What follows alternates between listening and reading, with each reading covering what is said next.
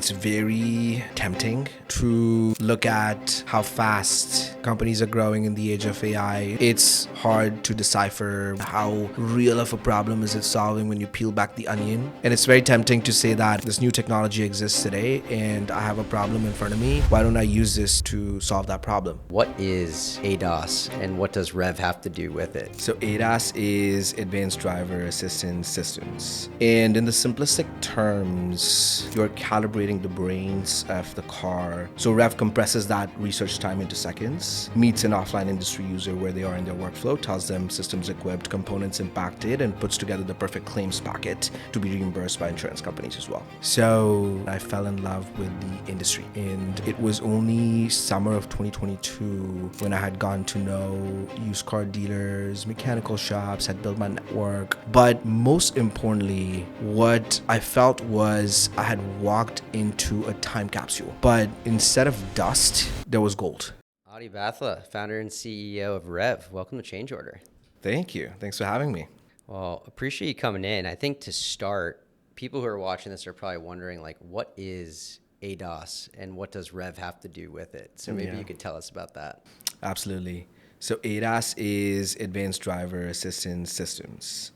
You can think of it as features in a car like automatic emergency braking or adaptive cruise control, lane keep, and they're really meant for driver and passenger safety. And in the simplistic terms, if you repair a car's as ADAS, instead of just repairing the metal, you're calibrating the brains of the car that helps keep the passengers' families' lives safe when the car is at 70 miles per hour, for example.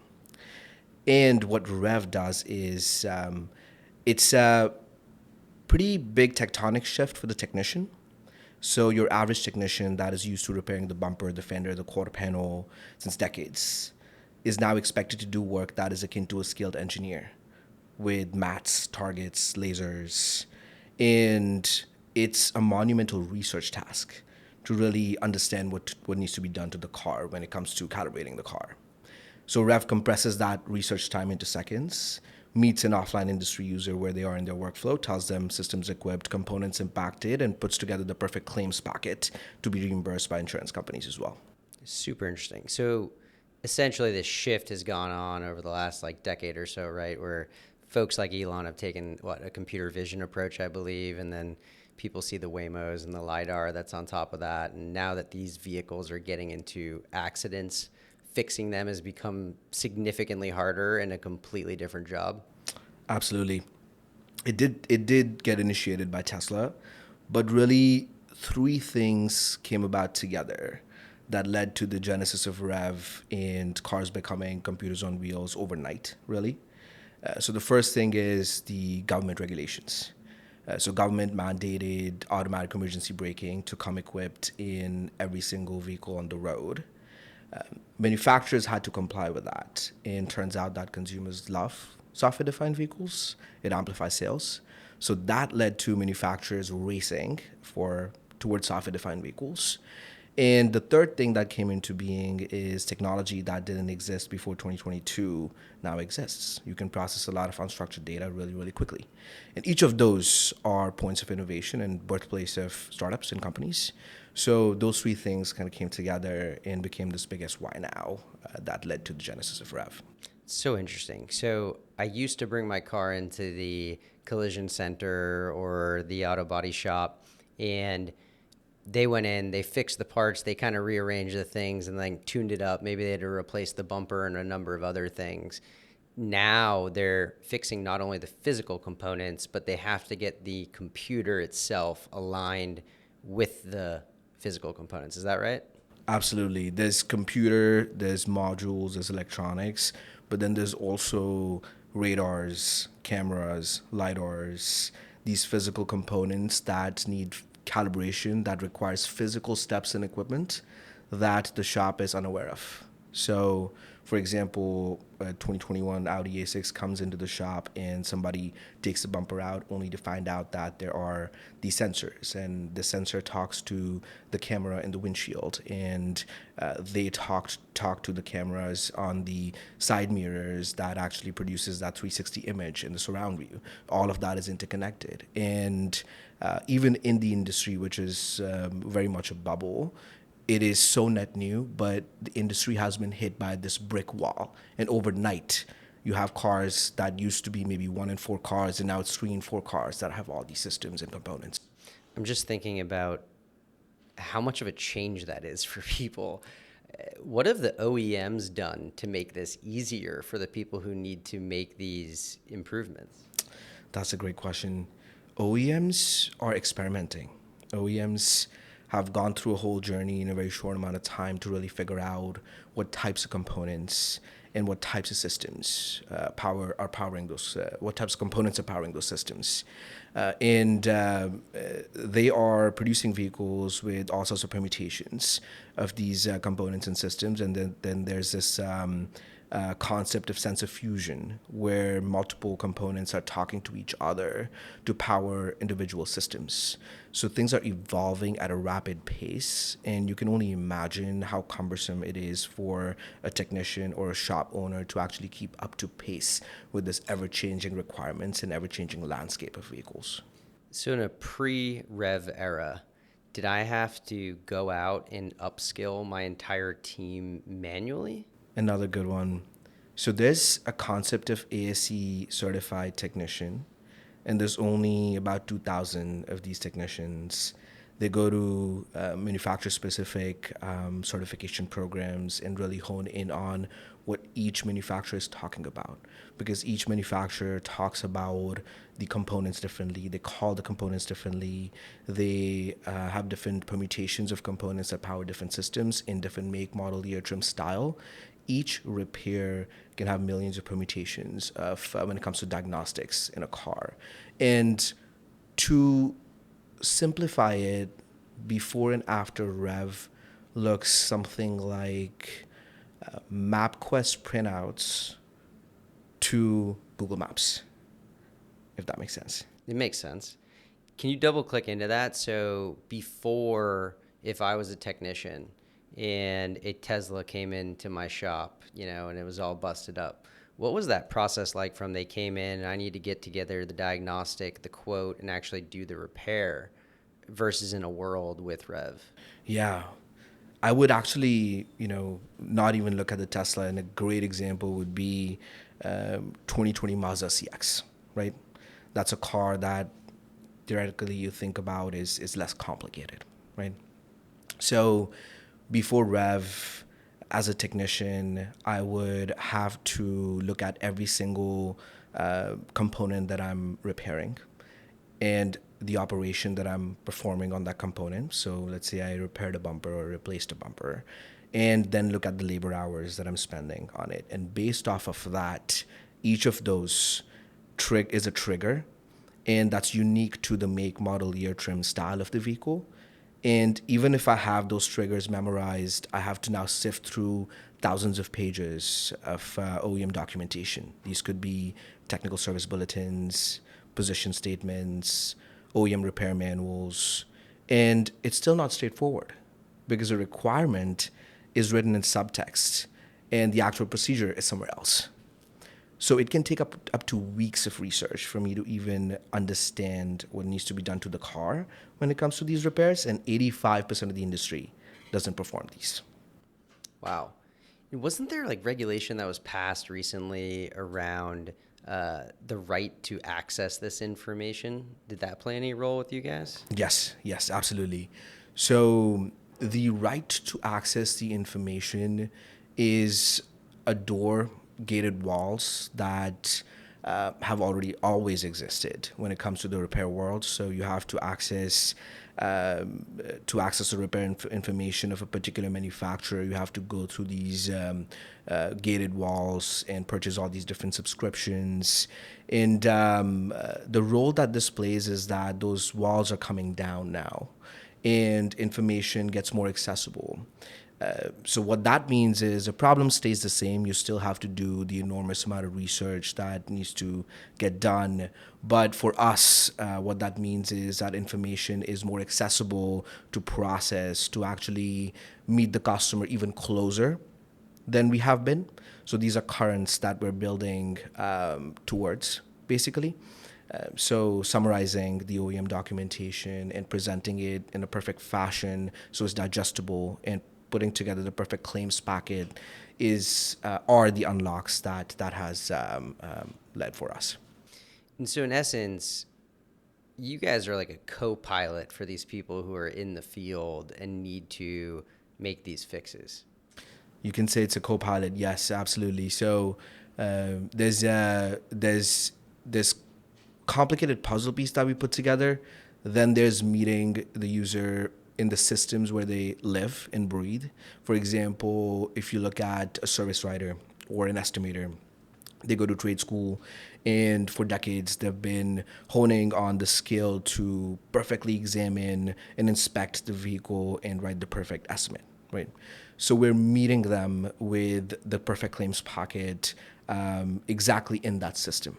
Now you look at a technician that is on the go, and they speak a very specific language. So we are converting the insights in the language that they speak, and we're having it be on the go in the palm of their hands because they're quite literally moving around or are under the car, you know. And then we have the owner in the shop, and then we have the bookkeeper. So the owner has a bird's eye view of the P&L, and the bookkeeper is able to do the books. So really a co-pilot for each individual user type and each individual ICP as well. So we started off with calibration specialists, now moving on to body shops, collision shops, glass shops, and dealerships. And very similar to Toast, that is servicing your mom and pop pizza stores all the way to your fanciest of the restaurants. We have all these different ICPs that now the platform is servicing and is geared towards. Got it. I want to come back to that in a second, but when I think about what you're talking about, it's a lot of, it almost sounds like retrieval, maybe even using RAG to then deliver information in a way that's easily digestible for any of the stakeholders that you're talking about. Is another why now really around AI, or do you think you could have done this in a world pre-AI? In a world pre-AI, this would have taken way longer. And for the trajectory that Rev has been on, what you need is you need to find repeatability. You need to find a hair on fire problem. You have to have that market timing as well. Then your early champions, rapid iteration to hit that escape velocity. All that needs to come together in a perfect recipe to take the path that Rev has taken. And time kills companies. So that time to get your first iteration out and in the hands of the users was very important. But that was not even nearly enough to actually satisfy the industry because the output has to be black and white, and it's used to actually repair a car, and people's lives are dependent on it. So what we found out through a very gritty industry and hearing an earful was that this was barely usable, you know. So the problem was that even after the initial use of the LLMs to process a lot of data and put something together, it was a lot about the interpretation of that data. And that information lived in the hands of highly trained technicians. These are ASE level 5 certified technicians, which are just a handful in the country, for example.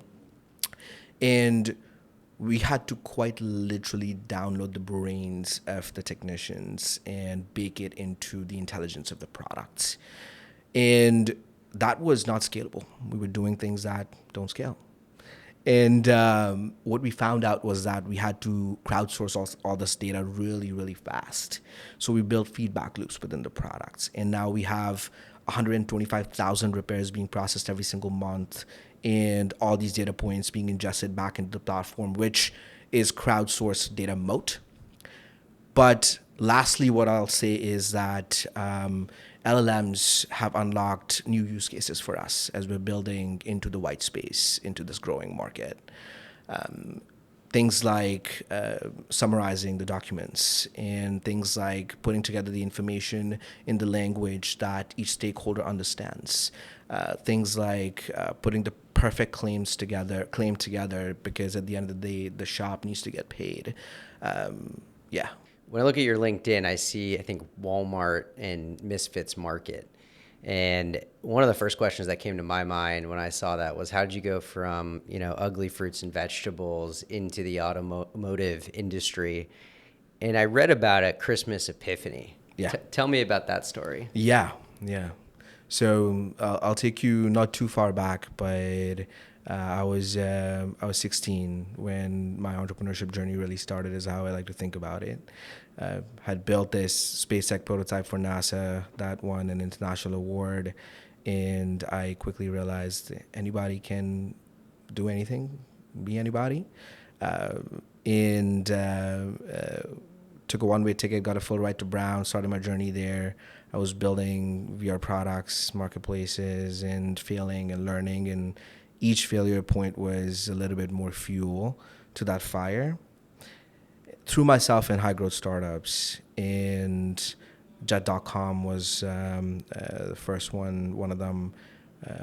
Fell in love with moonshots. So Mark Laurie being the moonshot seeker and working closely with the C-suite over there, I loved building moonshots. Also found out that the power of really good talent, what it does to the trajectory of the company.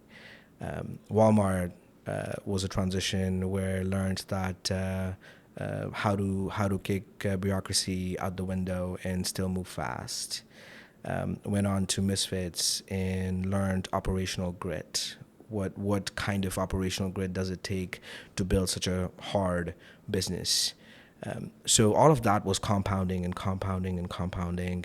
And there's a saying that they say that you're the average of 5 people that you surround yourself with, but if everybody around you is doing big things, then doing small things starts to get less comfortable. That makes sense. It makes total sense. I don't think I realized that you had started some other companies before when you were in college. What were those? Those were VR products for athletes to detect carpal tunnel syndrome, and peer-to-peer marketplace for used books, used clothes that were for college students. So really found that computer science and software was the fastest path to actually provide value to society, and fell in love with it. Even with a handful of users, I got that taste of adding value, and it's addiction is a wrong word. It's just this thrill. So fell in love with building technical products. It's so interesting. I had pulled some data on founders of companies worth over $5 billion. And one of the themes that I ended up finding was that a lot of the founders of those businesses started companies in college. They failed, and then they went to work at another startup before starting their other one. And like the Collison brothers, great example of that. I mean, you look at Sam Altman, another good example of that. Why do you think you didn't go and just start another company again? Like, what did you end up getting out of going and operating at successful businesses, or why did you make that decision? A lot of that is circumstantial as well. It's a pretty big leap where you're not getting any salary. If you have a family to support, like I did, you have to be mindful of that stuff as well. So after a few failures, I kept telling myself that, hey, I'm going to do this, but simultaneously, I have to actually provide for my family, for example, right? And that kind of started adding more and more fuel. And you have to go through those failures to actually learn what not to do. And even today, when I surround myself with people who are a few stages ahead of me, most of what I get and is useful is what not to do. So I don't think there's a right or a wrong where you should, and you could, and I would definitely advocate for start a company as soon as possible. That's the best way to, even if you're failing, you're learning, and that is the best college or startup education, whatever type of education that is out there. It's just that you have to go through a few failures, and have to have that grit that every single one of those failures or successes I'm going to beat in my next one. It's interesting too because you kind of fit two different prototypes of founders that I think a lot about these days that I think will win, which is one, the person who's gone and started something when they were really young, learned a lot, and then actually saw what great looks like. I mean, working for Mark Laurie is an incredible opportunity. But the second one that I start to really think about is, are you able to go out and go from B2B, or sorry, from consumer into the B2B side of things and execute? Because from my perspective, Jet.com and Misfits Market are two of the most complex businesses in the world operationally, whereas SaaS is a much more straightforward playbook. I wonder if you agree with that statement, or you say, no, you're crazy. You don't know what you're talking about. You're just a VC sitting there as an armchair expert here. I am biased for sure, but I do agree with that statement. There's few elements to it, and I've thought about that. Operationally hard, and user types being consumer all the way to your warehouses, supply chain, as offline as it gets. It's a very complex business to run, and you get the flavor really across the board. And if you've built technical products that is consumer facing, your bar for user experience, user empathy, and putting yourself in their shoes is very, very high. And now, in my case, you're going to build for an offline industry user where the bar for user experience is low, but there are it's very hard to meet them where they are. It's easier said than done. So to really crack that code, because it's extremely hard to ask a user like that to lift a finger outside what they've been used to doing. So number one, you have to have a really strong why now value proposition, solving a hair on fire problem, and then crack the code of how do you meet them there. That makes all the sense in the world. And you mentioned earlier that you're the average of the five people you spend the most time with. Your brother, I believe, is also a founder. What has that done for your career, and how do you two communicate these days? Both of us have been super close. He's my baby bro. He's the strongest grit and focus that I've ever seen in anybody. And both of us are very much like two rockets on different launch pads, but the exhaust of one is fueling the other. No. So he has a very interesting journey. Both of us left where we were born and just really took the leap into the States and started building companies here, but with a unique journey. He's the one who actually dropped out of college, and I got him a plane ticket to San Francisco, and 3 weeks later calls me and says, I just raised $3 million, I'm starting a company, and it was beautiful. That was a moment of pride, but that was also ignition, you know? A little competitive spirit over here from the older brother, huh? 100%, 100%. That works so much in both of our favor. So that plus just seeing folks like Abhi at Misfits and Mark Laurie and one of my closest friends, multi-time founders as well. So just really the statement of, if everybody around you is doing something big, then doing something small gets very uncomfortable. What do you think you learned from Mark? 3 things. 1, the love for moonshots, as I was sharing. 2nd was burn the lifeboats. That's something that I resonate with so much, having gone through the journey so far. There's no other way to start a high growth company and provide the level of value in a very short amount of time than burning the lifeboats and no plan B. I was ready to be on the sidewalk or start my company. There was no plan B. And the third is hiring people smarter than you. So it's a very privileged position to be in where you have to hire people to scale the company. And you need the talent so bad. And you're wearing so many hats, doing so many things with your own hands. So there's this pull to hire somebody and just take that pain away. But it's very important to hire the right talent and go through that pain and not really give in. So that's another thing that I learned from him. We were investors in Jet.com, and we've also backed a number of Mark's former lieutenants, whether it was Nate Faust, who was his CTO, or Carolyn Childers from Chief. I'm curious what you think Mark was so good at when it came to hiring. And was it something that had to do with his process or something else that you're trying to also adopt at your own company? It's really the gravitas that is around you as a founder. Making the impossible happen, odds are against you, and you are quite literally doing something unnatural, which is building something mega in a very short amount of time and adding immense value in the world.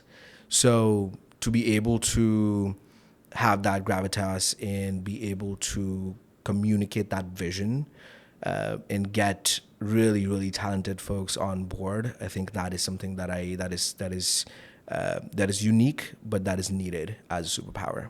But how do you know that they're talented? That's always one of the things I'm wondering, where it's like somebody can come in, they can, tell a shiny story, they can sound aggressive, but at the end of the day, having a very high hit rate when it comes to successful hires is so critical. And I find is either a mix of like gut feeling, but also like tactical interview questions.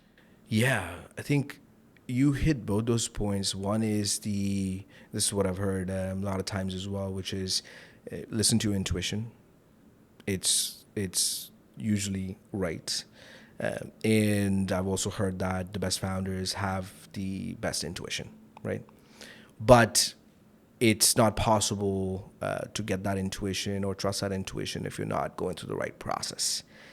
And for high stakes hires as a founder and as a founder CEO, you have to quarterback those hires. Again, with all the pain that you're going through, you are now hiring as well as like one of those things, but it's so prime. You cannot offload that when you have a team as well. And I learned that lesson the hard way, to be honest. And quarterbacking that hire means spending the right amount of time, not just over Zoom or video, but really doing working sessions, spending days in person, and really trying to understand every single variable that will go into you working together, real life examples, and what's your chemistry like, and things like that. So make it as intensive as possible. And again, it's going through a lot of pain, but that's the only way to get through. It's kind of amazing to me how many founders do not do a like working session or a stand and deliver and give people that they're recruiting the actual job that they're going to have to do when they come in the door, because you can learn so much from just that one session that even though you might have done all the back channel references and heard what they're talking about, until you see that, I feel like your confidence level can only be so high. 100%. That's where you get to understand how do you behave when you disagree, and how do you go about solving those particular problems. Because as a founder, it's very hard to report to a founder. You're so close to the problem, and you have this concept that how to solve it wrapped around your head, and now you're bringing in an expert, and you have to trust the expert. Without the proper process, you can't trust the expert. But if you've done the proper process, put your first foot forward with full trust, unless proven otherwise, is my philosophy at the very least. But you have to go through the process, and process involves spending time in person, and spending a lot of time in person, in my opinion. So I want to talk about process for a second, because you mentioned something earlier that was you believe in burning the boats. Yeah. When you left your job, did you like have a very, very clear idea of what the product for Revv was going to be, or even that this was the absolute business that you knew you were going to have to run down? No, I did not. So what was the process? So, what happened in my case was that I fell in love with the industry. I got a taste of the industry actually back in 2019. And again, these were Christmas times that I would visit my family in Houston. And it was only summer of 2022 when I had gotten to know used car dealers, mechanical shops, had built my network, tried to understand what does parts procurement mean in this industry, and really was getting the flavor of the industry. But most importantly, what I felt was I had walked into a time capsule. But instead of dust, there was gold. So I knew that I was going to build for this industry when I saw the family business, which is National Auto Parts Distribution, have these 5 to 7 departments that are taking a paper and walking over to the other person's desk to really complete that workflow. And I couldn't fathom the fact that that's how things are done. So I knew that I was going to build for the industry, and that was enough, combined with the lowest of the low points that I had reached in life, which is the breaking point of, hey, either I'm going to start my own company or be on the sidewalk. There was no plan B. That was enough for me to jump in. So you leave your job. You know that's where you want to focus. What was the next? Next was solving for the pain point, really starting from the family. So, auto parts procurement was what I started building initially, but simultaneously, I was going around, hopping shop to shop to shop, really giving everybody my phone number and telling them if you have a problem, you call this number and I'll build for you. So I heard from, again, used car dealers, I heard from mechanical shops, I heard from body shops, and one phone call came that really changed the game. So it was a friend of a repair shop owner that I was servicing back then calls and says, I just repaired a car. The lane change malfunctioned. Driver got into an accident, brought the car back, and he was worried that he was going to get sued. That started a series of discovery items, which is me hopping shop to shop to shop and finding repeatability. Repeatability was key. And turns out, again, it used to be 1 in 4 cars, and now it's 3 in 4 cars, and nobody has any idea what to do with it. So I went a step further, which is I didn't really have a product, and I just had a screen. And I built an outbound engine and started shooting in the dark. And what I felt was folks started booking calls, and in this demo, folks would bring their friends and start asking for the price. And I had never felt anything like this before. This pull is something that you can feel. And that's, yeah, the rest is history. Then I found the problem. I found the hair on fire problem that I wanted to build. The the journey from there to actually taking the product to market was one of the most brutal things in life, but the most memorable as well, of course. It was taking that screen to a fully functioning product that I could distribute across the country. That required, again, getting buy-in from early champions. I had folks who would say that, hey, okay, we'll help you. We're here and we're here. And I would just take the plane and I would show up at their shops. I started sleeping in their shops and really, again, downloading their brains to bake into the intelligence of the product because I knew that's what it needed. It was a very difficult time because market timing was very important. Bringing that product to life was very important. There was this fire in you, which is this is a problem that you want to solve. You know it to the bone, but it's so hard to solve it. I ended up in an emergency room multiple times. My arms stopped walking, my foot swelled up. I would just end up there, and doctors would do all sorts of tests, and then result would be, it's just stress. Why are you so stressed? But it's something that I would remember throughout my life, because that's what led to the genesis of the company. Love that story. I used to sleep in the back of my car driving from Boston to Miami and Miami to Boston selling into retailers. So I know that vibe. Although I think I put on 25 pounds back then. So that was my version of stress. It takes toll on you mentally, physically, and your social life, every single thing. So yeah, I resonate. Yeah, it's the sacrifices that people don't see. You mentioned that you had been talking to used car dealers and just different, it almost sounds like very different types of customers, like distributors, et cetera. Were there like 2 or 3 other products that you'd already built at that time that you almost went to go run at? Yeah, we were building prototypes at that point and really testing out the market. The auto parts procurement automation platform was one. And then there was a ticketing system that we were experimenting with for used car dealers as well, to really know where the car is on the lot at any given point.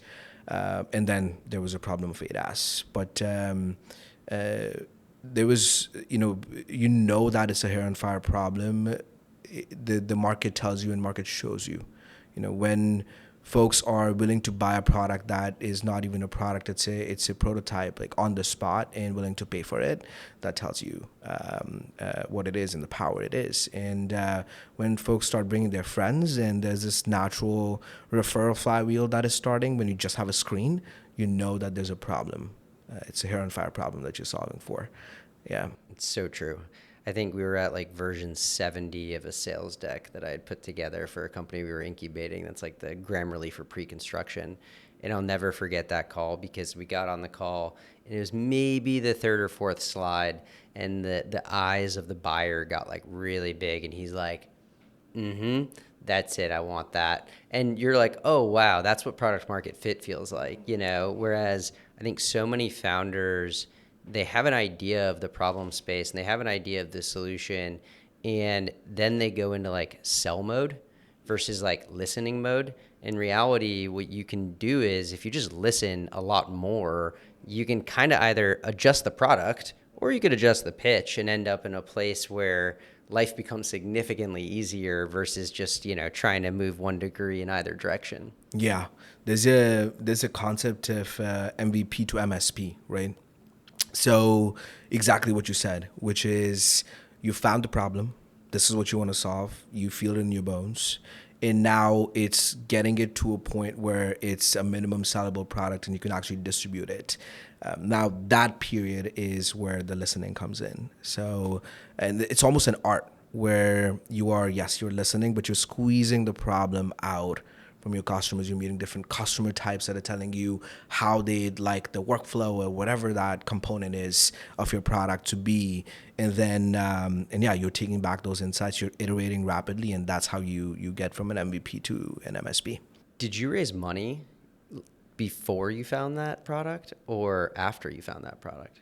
We raised a small pre-seed round before we got into the ADAS space. So we were building originally for the auto industry, the same ideas that I was sharing with you, and we had raised a small pre-seed round. But both me and my co-founder, we have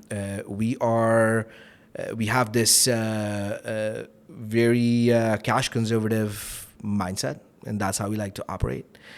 So we had pretty much all of that money still in the bank when we built the ADAS problem. We actually were just the 2 of us till about 8 to 9 months till we felt product market fit. And product market fit to us was you feel it's not 1 million in ARR, it's not $500,000 in ARR, but you are feeling things like your pitch is now repeatable, right? You're saying the same pitch to maybe 3-4 ICPs, but you have it locked down, and you're solving kind of a fuller problem and not really just like touching the problem. So we only wanted to hire beyond the founders when we felt that product market fit. Actually, when we raised our first 10 million, that was we again had almost all of the 2 million in the bank account, and we were about 5 people, had hired 2 more. Yeah, so this You always raised been our $10 MO. million with that? Yeah, Wow. Who'd you raise that money from? that was a left lane round. That was the first tranche of our A. That's amazing. Yeah, I think one of the things that you just said that resonates with me a lot is once the pitch is repeatable, I think what you've really identified is that jaw-dropping customer experience. And the other way that it shows up, aside from saying the same pitch again and again, is the conversion rate from that demo to close. Yep. And if you're hovering in the like 10%, 15% range, like really early, you probably have some issues. Yep. Now in a world of AI, I feel like we're seeing things with AI plus another strong Y now that have upwards of like 50% close rates. Yeah. Yeah. I think ours was around way up there, about like 80% at that point, when we felt, okay, we've really nailed this repeatability, and let's go higher beyond the two of us. All right, so founders, anybody watching this, he just said 80% close rate in meetings. If you're south of 50%, you should probably go revisit your idea. That's incredible, man. So when you raised the pre-seed, I'm so curious about this. What were they investing in?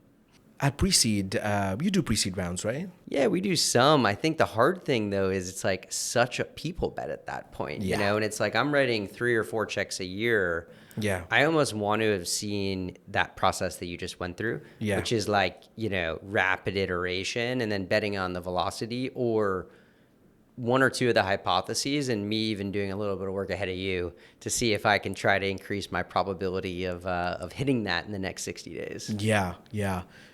So we raised our pre-seed from 1984. Love the guys, and from what I hear from them is the bet was on how big is the market. The bet was on how fast can this team ship, and the bet was on the team really. So there were back channels that they did as well, and some of them were the founders that I worked with before, and we were building in auto parts, which is a big market, and we were already working with shops. So the bet was. And they bet on offline industries as well, which was very thesis aligned with us. And both me and my co-founder were gravitated towards bringing technology to industries that run on pen and paper. So we resonated there as well, still do, of course. Yeah, so that was a very early bet. But looking back, it was the success was really the bet that they made, and the success that we had was it kind of matched together, because we were building for this offline industry and we were sniffing for this hair on fire problem.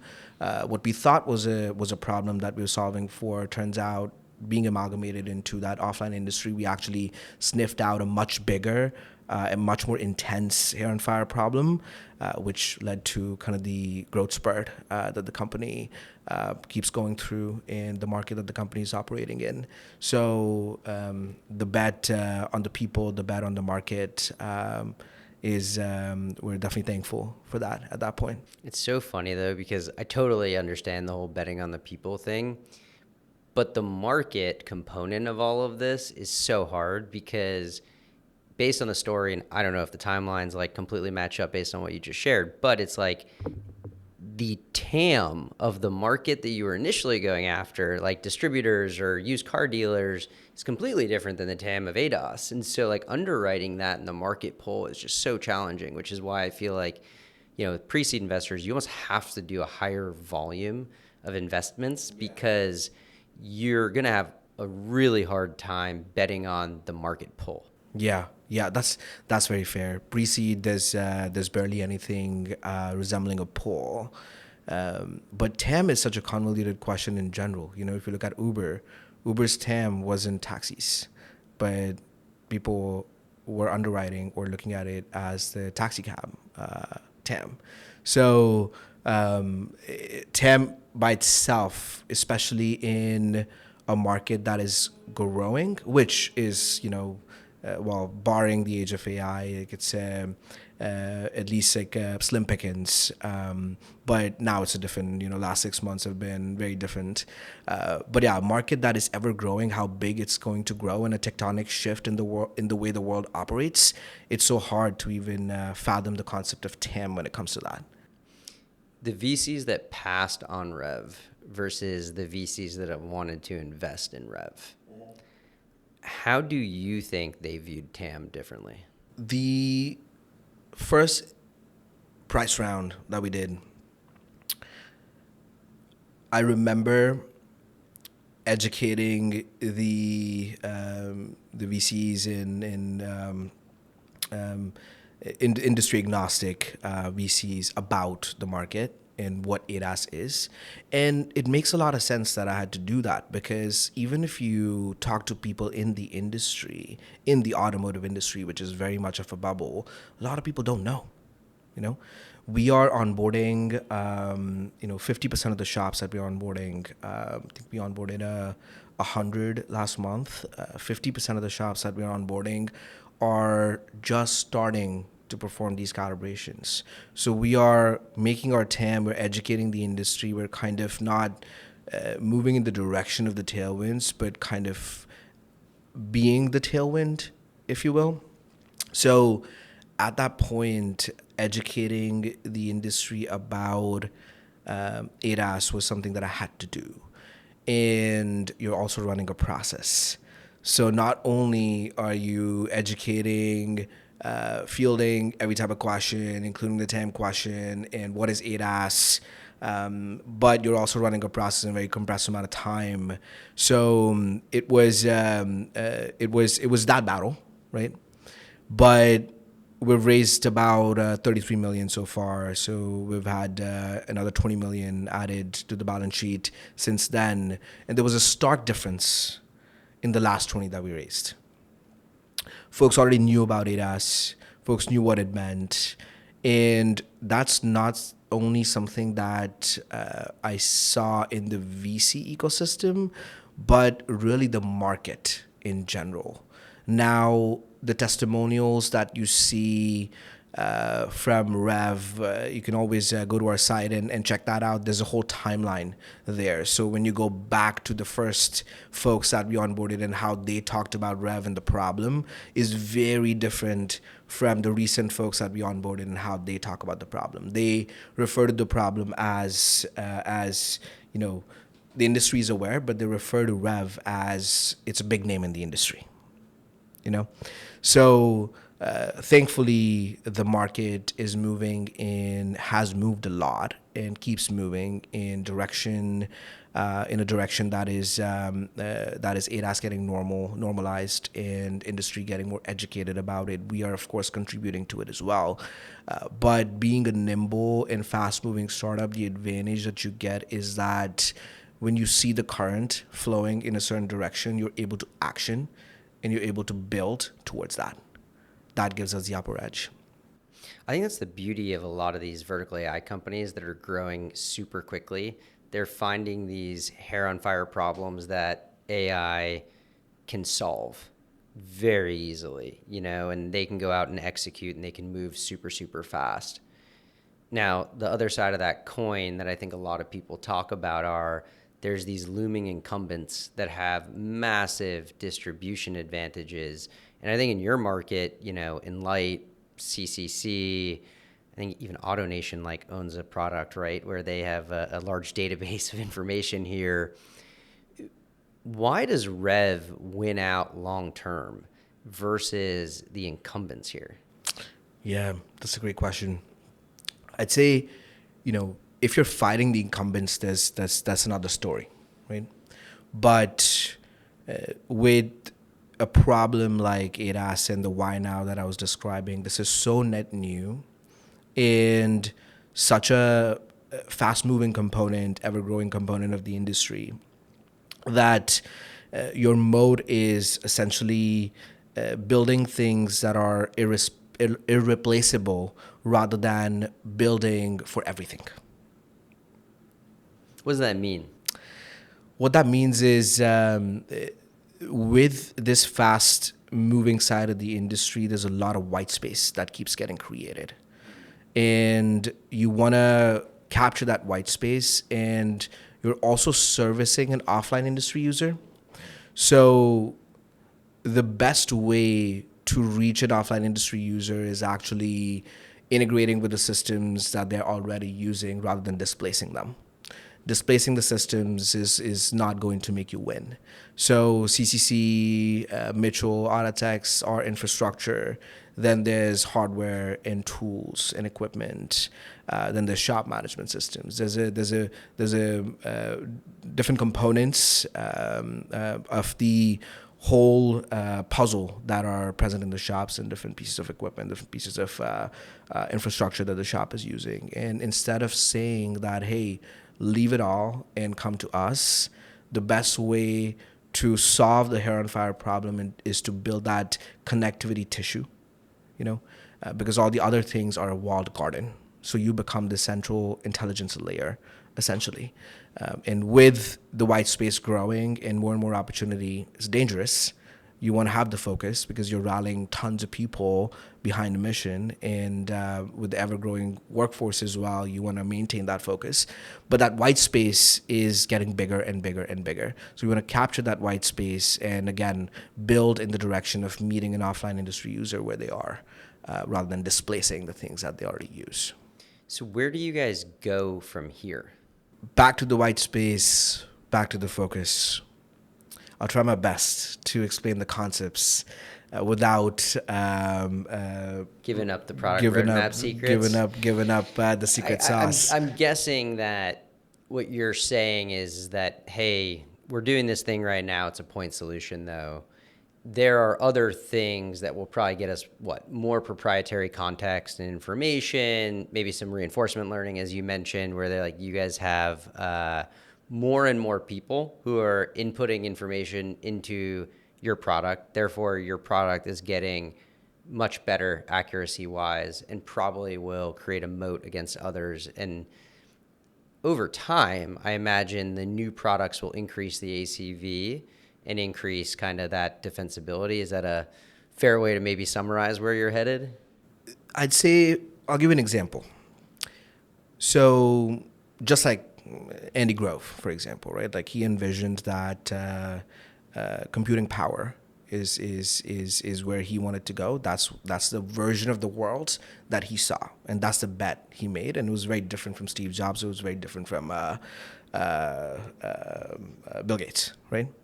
So, and at that time, it wasn't very clear.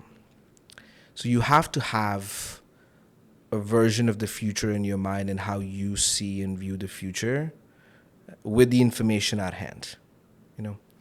The way I see this is that there's all these different ICPs and specialization in the specialists. They're getting more and more specialized.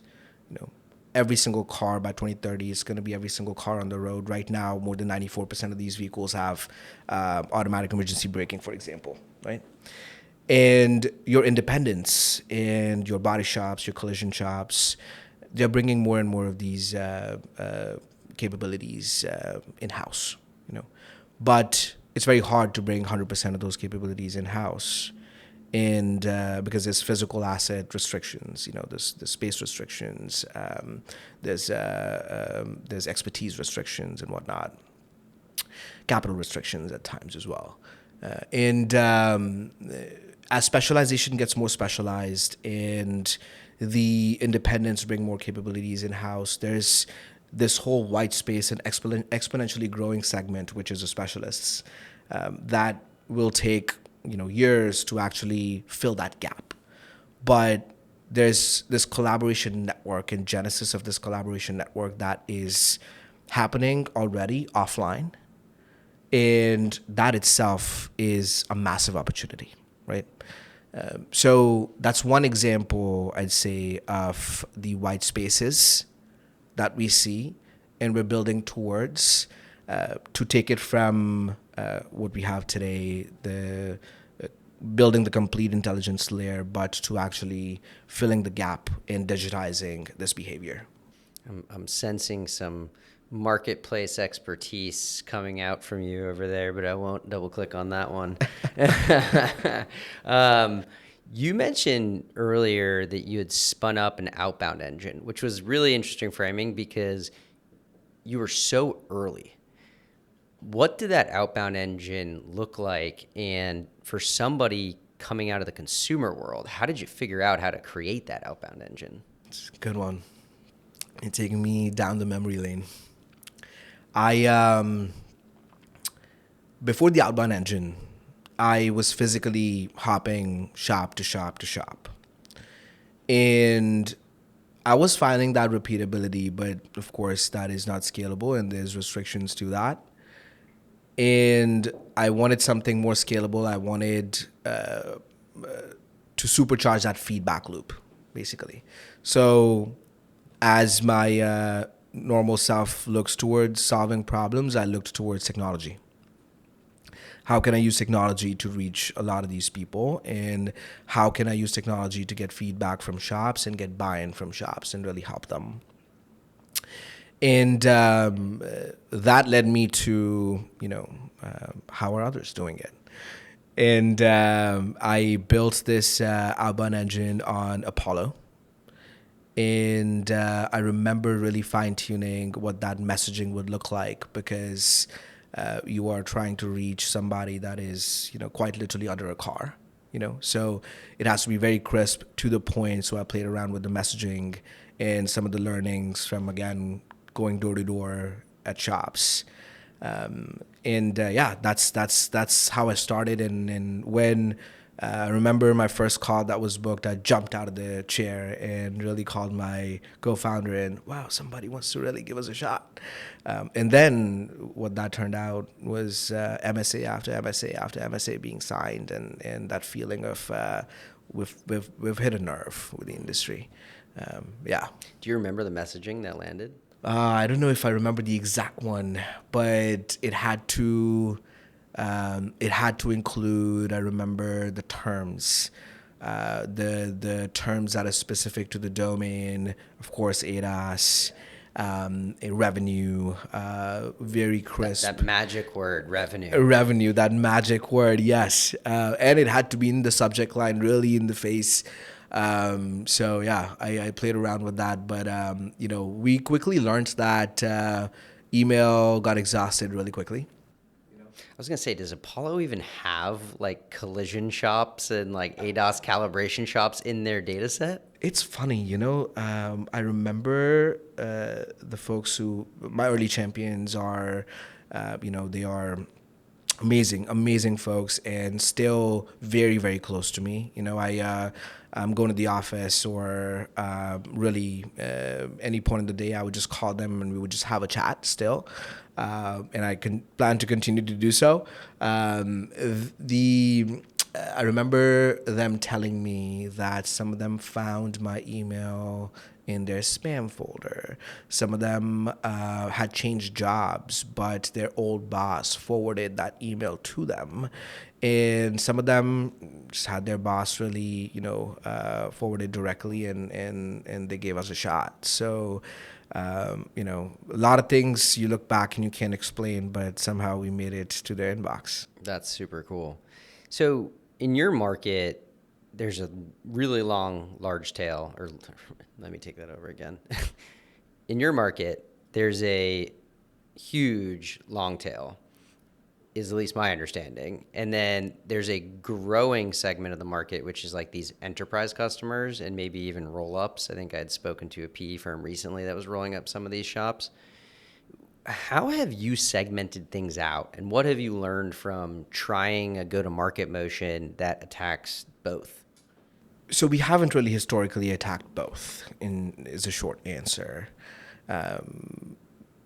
Few location shops, businesses, absolutely yes. But historically, we have stayed in the SMB area and very consciously, because we wanted to be in full control of our roadmap and build for the industry as a whole.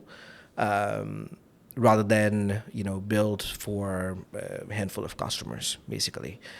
And we're in a very different boat now, I'd say, because some of the net new avenues that we're exploring and some of these products are coming out in the market in the next 3 to 4 months, actually. SEMA is a pretty big show for us. We plan to make it the WWDC for auto repair for us this year around. We won 2 new product awards last year. Our new product for mechanical shops won an award as well. But back to what you were saying, some of the new products that are coming out actually are in line with providing benefits to both the long tail as well as the enterprise folks. So thankfully, we've found areas where we can build and add value that really include both those sides of the industry. So now things will be a little bit more different. Interesting. And so I don't know your ACVs at all, but a lot of SMB companies have a really challenging time selling software because the ACVs aren't that big. How do you guys make it work? Another way to frame this question would be, what's the buying power of a shop, right? As I was mentioning, there's really 3 pieces of not software but value adds in a shop. One is tools and equipment. The other one being infrastructure. Third one is back office and efficiency. First one are lifts, tools that folks actually use to run their business, quite literally generate revenue because they're repairing a car. The second one is infrastructure that is a must to communicate with different stakeholders, like estimatics. And the third one becomes efficiencies like shop management and all that good stuff, back office work. If you were to stack rank in terms of how you as a VC would stack rank what value proposition you should have and what is the most powerful value proposition, folks spend 40, 80, $100,000 to really on not just net new tools and equipment, but tools and equipment refresh, because it's directly tied to revenue. It's needed to repair the car, which gets them the revenue. So where we sit in that stack is that revenue stack, because again, the value proposition is revenue generation. So absolutely yes. If you look at the broader SMB landscape, it's hard to command strong ACVs. But if you add another variable or layer to it, which is what is a value add, and if that is the revenue as a value add, then becomes a different story. I think that's such an important nuance that gets lost. A lot of VCs are looking at system of record companies as the comps for what you can charge for SaaS, and they're not thinking back to the core mechanic or like the underlying belief that you can capture 1/3 of value. And if you think about it as 1/3 or even 1/5 of the value that you can generate in a world in which AI is doing a lot of the upselling, cross-selling, revenue generating activities, if you can add $200,000 of revenue to your roof as a small business owner, sure, I'm down to pay $50,000. Then all of a sudden, I'm looking at you and I'm like, wow, you can generate $50K off of an SMB. That gives you a lot of wiggle room to go sell on the ground. You could literally have people walking the streets. I mean, you look at Toast, they've done a really good job of field sales, and their average revenue per customer is nowhere even near that. Yeah, absolutely.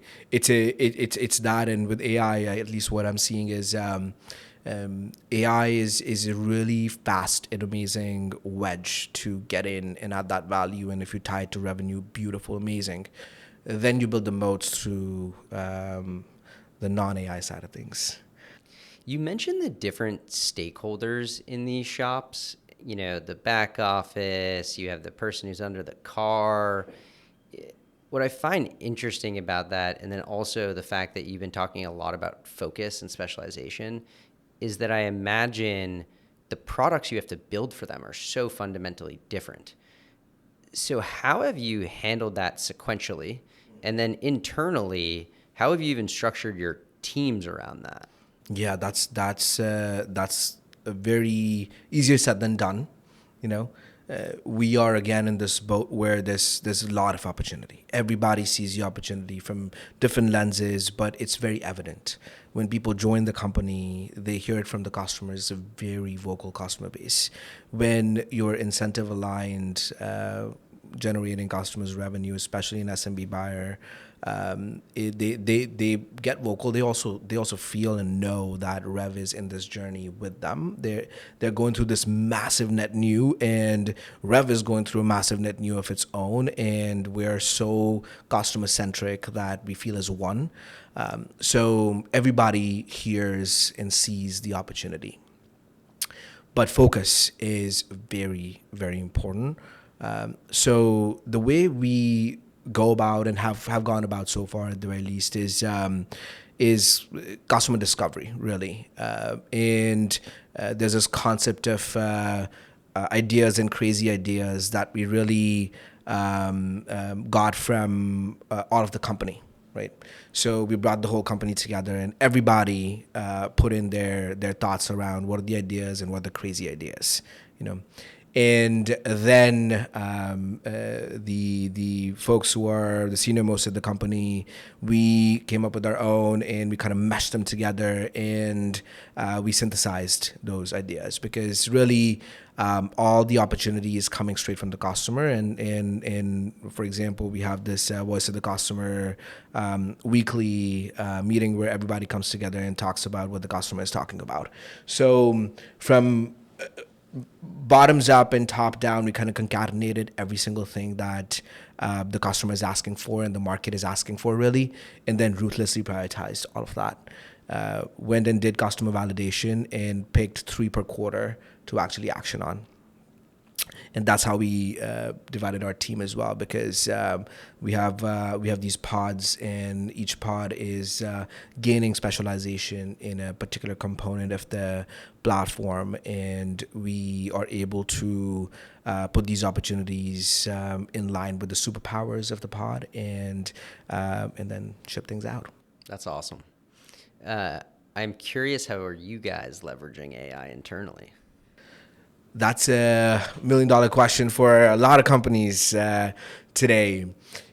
I'll admit that our AI for more operational and more efficiency piece is very much at the genesis of it. You know, everybody is very much very passionate about it and very bought into it. But right now, folks are practicing different workflows, something that is personal to them, and really experimenting to get to what works for them.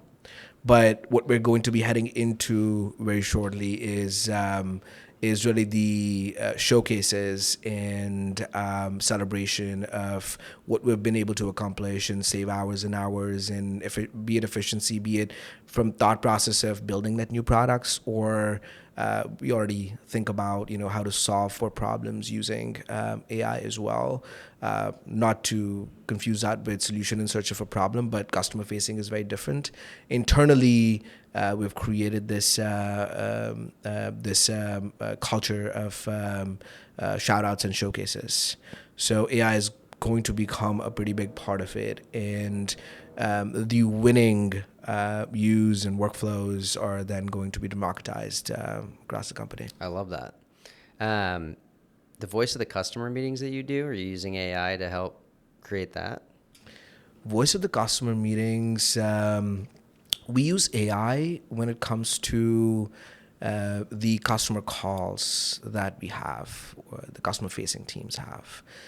So we have AI embedded into all those calls, and we're able to pull data. Using like Gong or something like that? Yes. It's amazing now. I mean, the voice of the customer meetings that I've found to be the most effective with teams using AI, it's like piping in Gong, piping in CX tickets, and then piping in any customer interviews that people are doing on the product team. Because then it's literally like, it's touching the whole organization. Yep.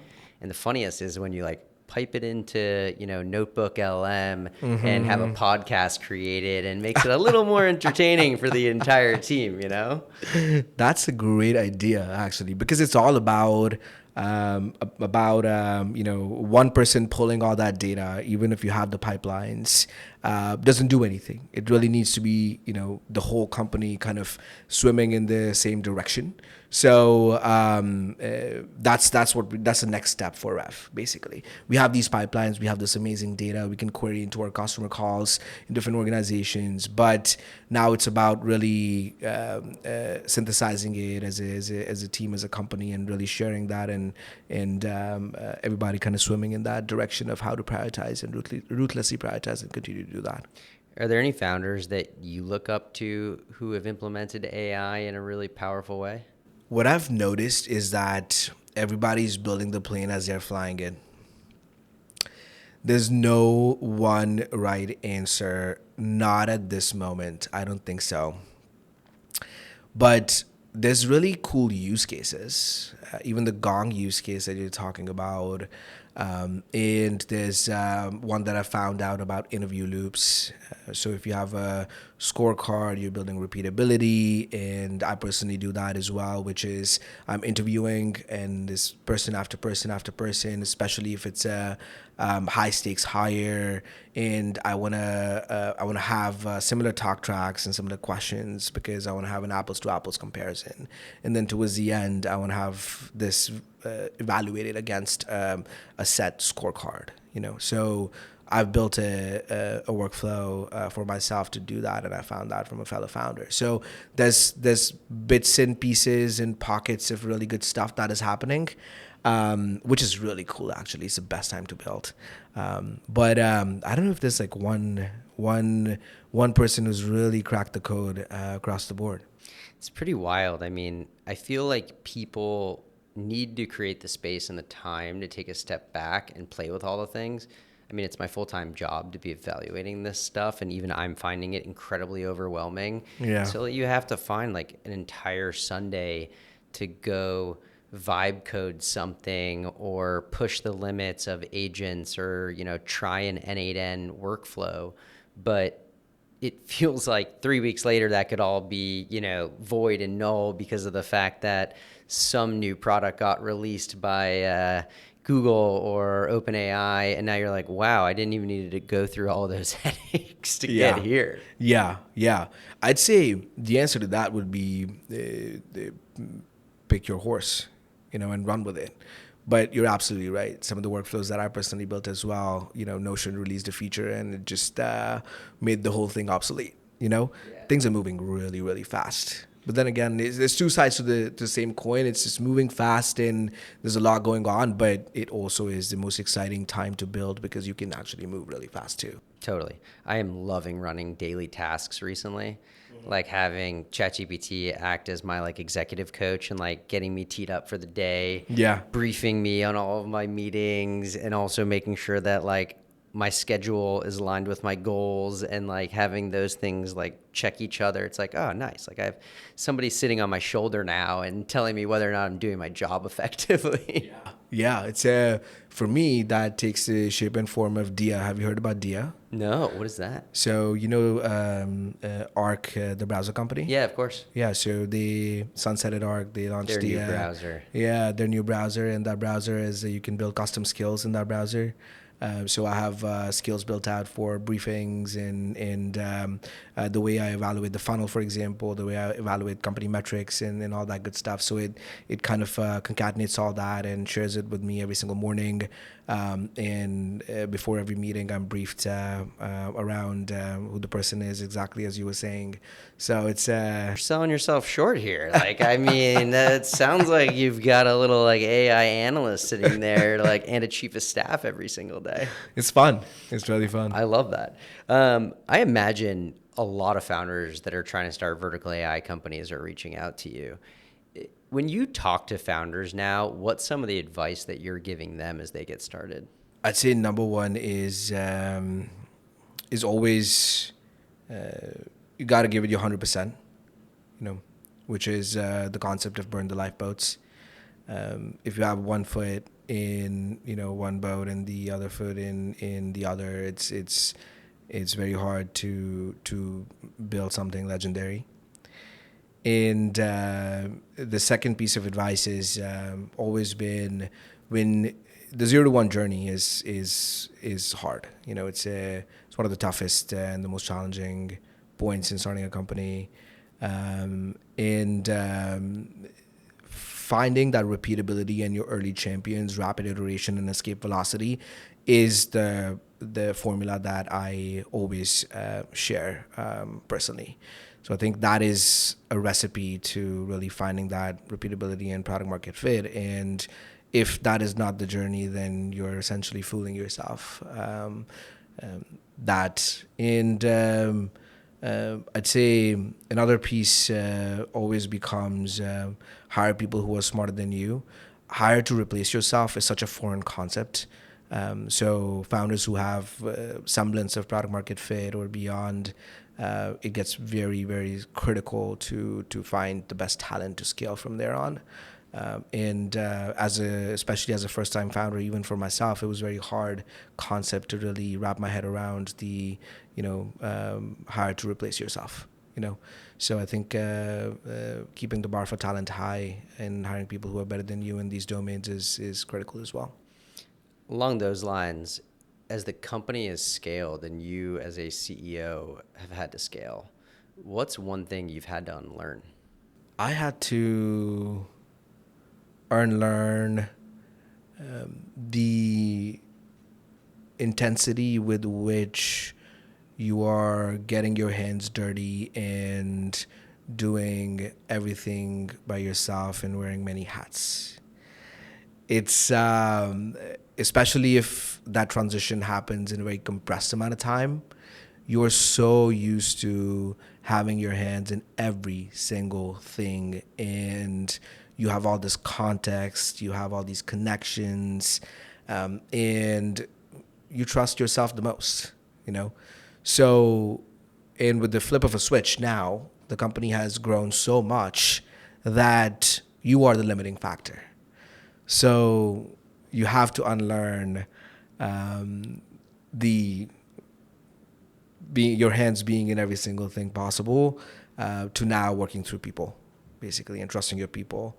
That's where the process comes in. That's where hiring the right people, the people you have chemistry with, people who are better than you, that all those concepts kind of come into play. And the other thing I'd say is building the habit of disrupting yourself, really. Because if you're not disrupting yourself, then somebody else will, you know. And for Rev, that takes the shape and form of the multiple go-to-market rebuilds that we've done in the past 24 months that the product has been in the market. And it's not because anything was broken. It's just because the company is at a very different stage. It becomes a whole new company every other week, basically. So you have to really question, and you have more data, you have more insights.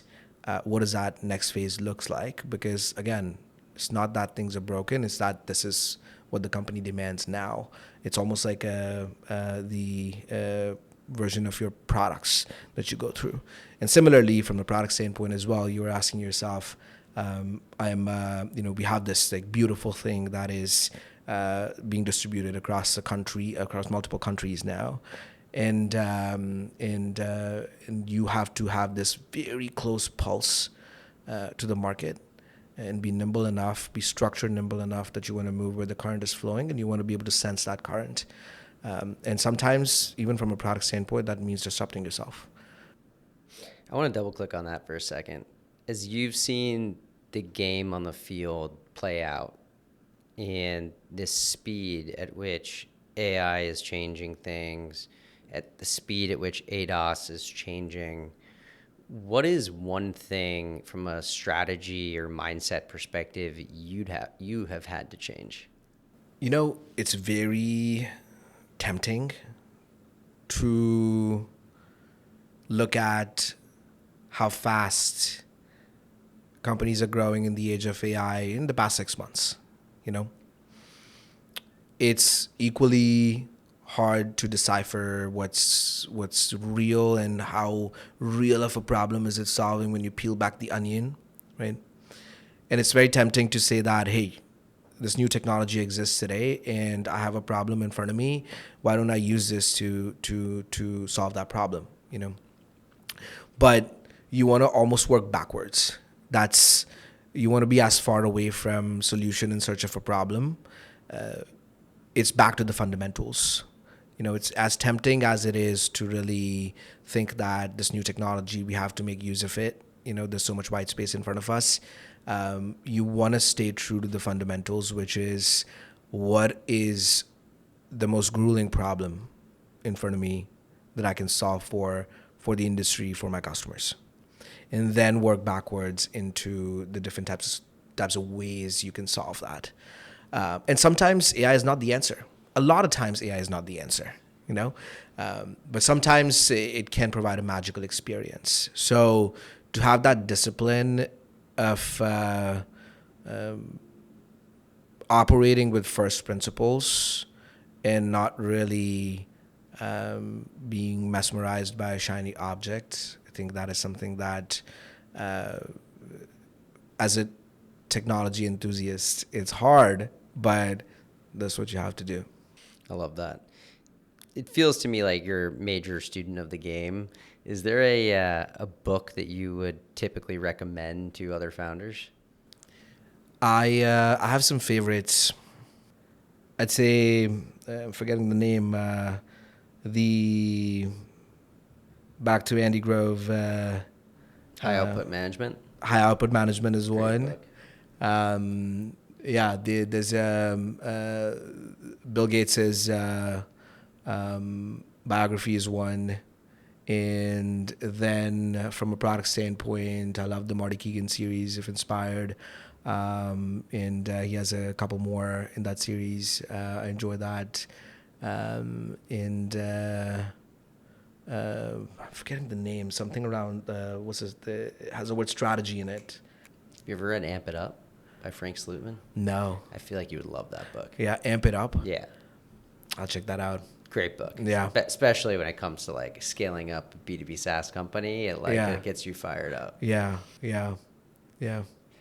But no, I think my core goes back to kind of just looking back at how folks have done it in the past, because history repeats itself. Yeah, no, those are all classics. Can I ask you a couple of like fun questions regarding the auto industry? Yeah. All right, these weren't on the pre-script, by the way. So, first one, LiDAR or computer vision? Does one go without the other? How would you look at Waymo's approach versus Tesla's approach? Yeah, yeah. So cameras versus lidars, and time will tell, of course, where that battle ends. But I do think that lidar is a better technology comparatively to cameras.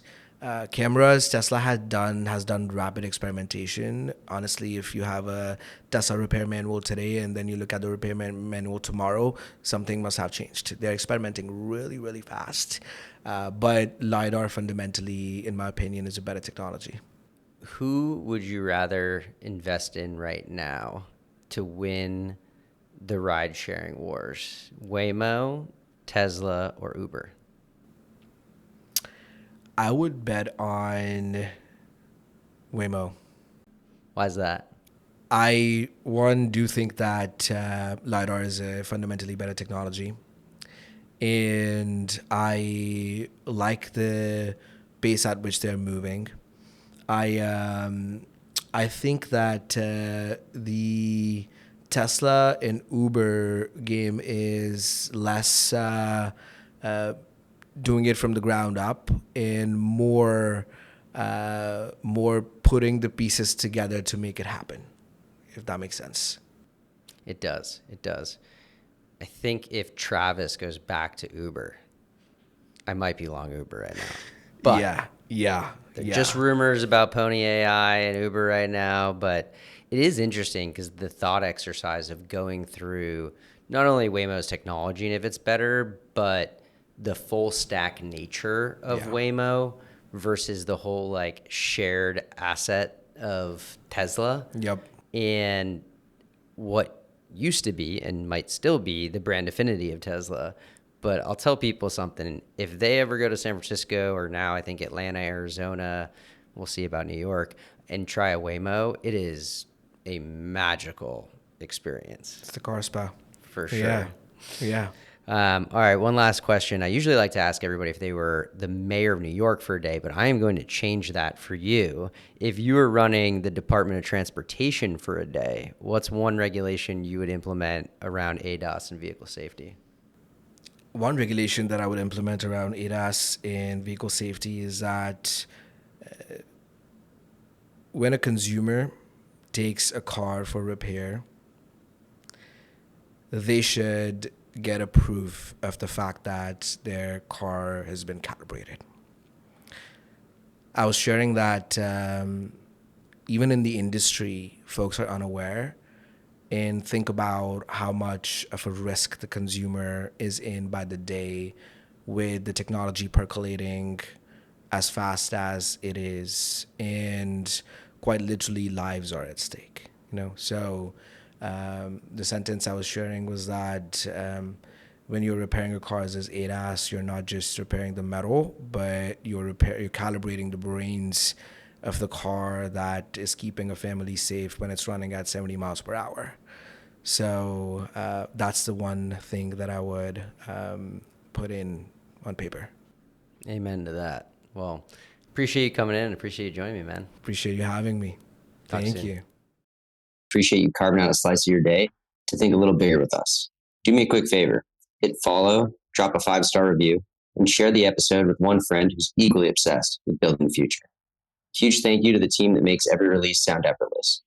Atomic Growth for the behind-the-scenes horsepower, the brilliant Catherine Thayer for steering our editorial compass, and Devin Natoni for getting each episode into your feed right on time. Their work lets me focus on bringing you candid stories and gritty tactics from the founders, operators, and investors rewriting entire industries.